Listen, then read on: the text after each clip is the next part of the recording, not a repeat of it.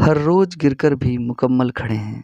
ए ज़िंदगी ज़रा गौर से देख, मेरे हौसले तुझसे भी बड़े हैं। वेलकम करते हैं फिर से आपका अपने चैनल में और आज हम लोग प्रस्तुत हुए हैं ज्योग्राफी के एक इम्पॉर्टेंट सेशन के साथ। जैसा कि आपको पता है कि आपका एग्ज़ाम बहुत सामने है और आपको प्रश्न उत्तर जो भी इम्पोर्टेंट है प्रोवाइड करवाया जा रहा है। आपको मैराथन भी दिया गया है। अगर आप मैराथन सेशन से नहीं जुड़े हैं तो जुड़ जाइएगा। उस सेशन में सारे इम्पोर्टेंट क्वेश्चन का कवरेज किया गया है। आप थोड़ा-सा ध्यान में रखिएगा कि सारे प्रश्न आप बार-बार रिवीज़न करें ताकि उनके उत्तर आपको सही तरीके से आए। आपको अगर नोट्स चाहिए तो हमारे टेलीग्राम ग्रुप से भी जुड़ जाइए। टेलीग्राम ग्रुप में अगर जुड़ते हैं तो आपको सारे नोट्स प्रोवाइड करा दिए जाएँगे सॉल्यूशन के साथ। आगे चलते हैं। क्वेश्चन नंबर 1 ध्यान दीजिएगा। क्वेश्चन नंबर 1 कहता है निम्नलिखित में से किसका अध्ययन आर्थिक भूगोल के अंतर्गत नहीं किया जाता है? तो चिकित्सा भूगोल जो है उसका अध्ययन आर्थिक भूगोल में नहीं करेंगे। बाकी जो 3 ऑप्शन हैं उनका अध्ययन किया जाता है। क्वेश्चन नंबर 2 कहता है सैन्य भूगोल मानव भूगोल की किस शाखा का भाग है? तो इसका ध्यान रखिएगा सैन्य भूगोल राजनीतिक भूगोल का भाग है। आगे चलते हैं। विश्व की कुल जनसंख्या का कितना प्रतिशत उत्तरी अमेरिका में पाया जाता है? तो लगभग 7.9% जो है वो पाया जाता है। बाकी ऑप्शन तो आपके गलत ही हैं। नेक्स्ट क्वेश्चन नंबर 4 क्या कहता है देखिए, विश्व जनसंख्या आकार में विश्व में ब्राज़ील का कौन-सा स्थान? तो ब्राज़ील जो है वो 5वें नंबर पे है, इसे थोड़ा ध्यान में रखिएगा। पहले में एशिया है और 7वें में ऑस्ट्रेलिया है, इसे थोड़ा-सा ध्यान रखिएगा। आगे चलते हैं, क्वेश्चन क्या कहता है थोड़ा ध्यान दीजिएगा। क्वेश्चन कहता है जनसंख्या वितरण को प्रभावित करने वाला कारक कौन-सा है? तो बिल्कुल जलवायु यानी कि भू आकृति, जल की उपलब्धता और जलवायु तीनों ही जनसंख्या वितरण को प्रभावित करता है, परंतु इसके अलावा कोई भी कारक जो आपको दे, उसे थोड़ा ध्यान में रखकर ही आंसर लगाना है। आगे चलते हैं, ईसा की पहली शताब्दी में विश्व की जनसंख्या कितनी थी? तो 30 करोड़ से कम थी पहली शताब्दी में। धीरे-धीरे जनसंख्या जो है एकाएक बढ़ गई है। अभी तो हम लोग 8 बिलियन के आसपास रीच करने वाले हैं। आगे चलते हैं, क्वेश्चन नंबर 7 कहता है थॉमस माल्थस ने अपने सिद्धांत को किस वर्ष प्रतिपादित किया था? तो 1798 में। उन्होंने क्या कहा था जो जनसंख्या है वो जीपी में बढ़ती है। जनसंख्या जो है वो जीपी में गुणित्तर क्रम में बढ़ता है और जो खाद्यान्न है, उत्पादन है वो एपी में बढ़ता है। यानी जनसंख्या बढ़ेगी 2, 2 का दोगुना 4, 4 का दोगुना 8, 8 का दोगुना 16 इस प्रकार से जनसंख्या बढ़ेगी। पर अगर आपसे कहा लिया जाए कि भई आपके साथ-साथ जो उत्पादन है तो वो 2, 4, 6 इस प्रकार से बढ़ता है, तो इसे थोड़ा ध्यान में रखिएगा। आगे चलते हैं। क्वेश्चन कहता है कि जनसंख्या वितरण को प्रभावित करने वाला कारक कौन-सा है? तो जनसंख्या वितरण को प्रभावित करने वाला प्रमुख आर्थिक कारक जो है वो खनिज है। क्वेश्चन नंबर 9 देखिएगा, जन्म और मृत्यु के अतिरिक्त जनसंख्या आकार में परिवर्तन करने वाले कारक कौन-से हैं? तो सभी जन्म और मृत्यु के अलावा प्रवास, अप्रवास, उत्प्रवास तीनों ही इसके सही आंसर हो जाएँगे। आगे चलते हैं। क्वेश्चन नंबर 10 कहता है कि अ 2025 तक विश्व की जनसंख्या लगभग कितनी हो जाएगी? तो 800 करोड़, 8 बिलियन के आसपास, 8 बिलियन के आसपास इसकी जनसंख्या हो जाएगी। आगे चलते हैं, विश्व के कितने देशों में लिंगानुपात प्रतिकूल है? तो लगभग 72 कंट्रीज़ हैं, जहाँ पे लिंगानुपात जो है, वो प्रतिकूल है। आगे देखिए क्वेश्चन कहता है कि निम्नलिखित में से किस देश का आयोलिंग पिरामिड घंटी के आकार का है? तो ऑस्ट्रेलिया का आयोलिंग पिरामिड जो है, वो घंटी के आकार का है। नेक्स्ट क्वेश्चन देखिए, विकसित देशों में कौन-सी क्रिया सबसे कम होती है? तो प्राथमिक क्रिया सबसे कम और तृतीयक और चतुर्थक क्रियाएँ ऑप्शन नंबर 3, ऑप्शन नंबर 2 और 4 ये 3 और 4 ये सबसे ज़्यादा होता है। आगे ध्यान में रखिए क्वेश्चन नंबर 14 कहता है संकीर्ण आधार और शुंडाकार शीर्ष वाले पिरामिड किस तरह की स्थिति को दर्शाते हैं? तो संकीर्ण आकार और शुंडाकार पिरामिड वाले निम्न जन्म और मृत्यु दर को दर्शाते हैं। क्वेश्चन नंबर 15 क्या कहता है? निम्नलिखित में से कौन मानव विकास का स्तंभ है? तो बिल्कुल मानव विकास समता, सतत पोषणीयता और उत्पादकता तीनों हो जाएगी यानी ऑप्शन नंबर घ इसका सही आंसर है उपरोक्त सभी। क्वेश्चन नंबर 16 पे ध्यान दीजिएगा।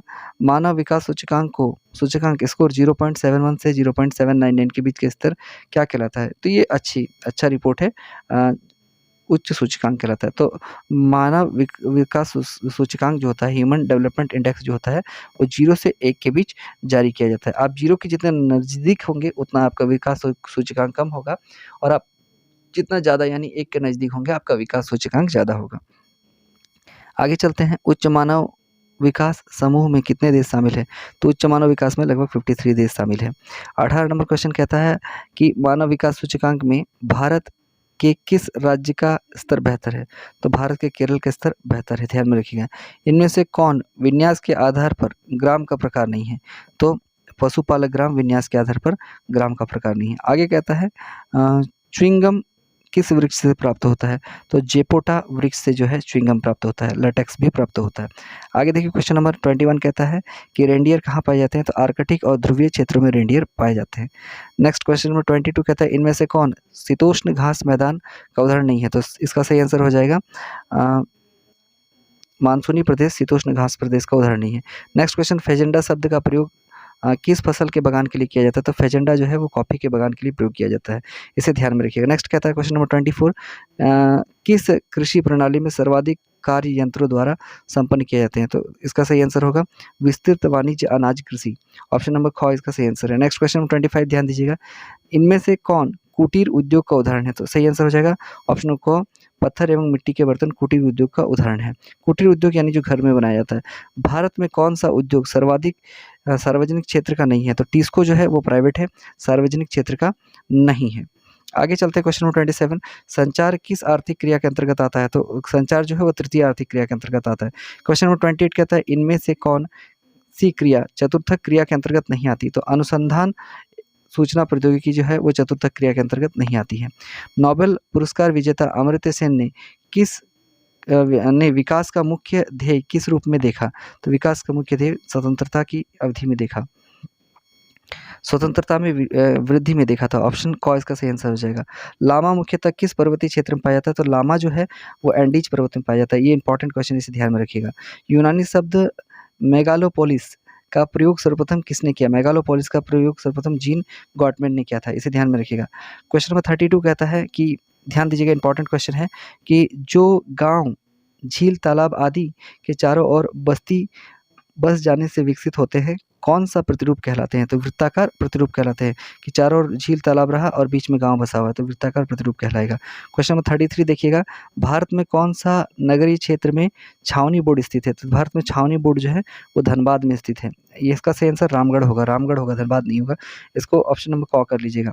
क्वेश्चन नंबर 34 देखिए, इनमें से कौन नियोजित नगर का उदाहरण है? तो कैनबरा जो है वो नियोजित नगर का उदाहरण है। नेक्स्ट क्वेश्चन नंबर 35 देखिए, मर्काटो विकसित बाजार किस प्रदेश में? तो मर्काटो जो है वो अफ्रीका में, कुछ भाग इसका एशिया में पड़ता है पर मुख्यतः ये अफ्रीका में, ऑप्शन नंबर ख आंसर होगा। क्वेश्चन नंबर 36 देखिए, ऑस्ट्रेलिया की राजधानी कैनबरा नगर की योजना किसने बनाई? तो कैनबरा नगर की योजना वाल्टर बर्ली गिफिन ने बनाई थी। क्वेश्चन नंबर 38 कहता है कि इनमें से कौन एक द्वितीय क्रिया का उदाहरण नहीं है? तो सेवा क्षेत्र जो है वो तृतीय क्रिया है, द्वितीय क्रिया का उदाहरण नहीं है, ऑप्शन ग इसका सही आंसर होगा। क्वेश्चन नंबर 39 देखिएगा, इनमें से कौन सांस्कृतिक नगर है? तो प्रयागराज जो है वो सांस्कृतिक नगर है, आपको पता होगा इलाहाबाद का वर्तमान नाम बदलकर प्रयागराज कर दिया गया है।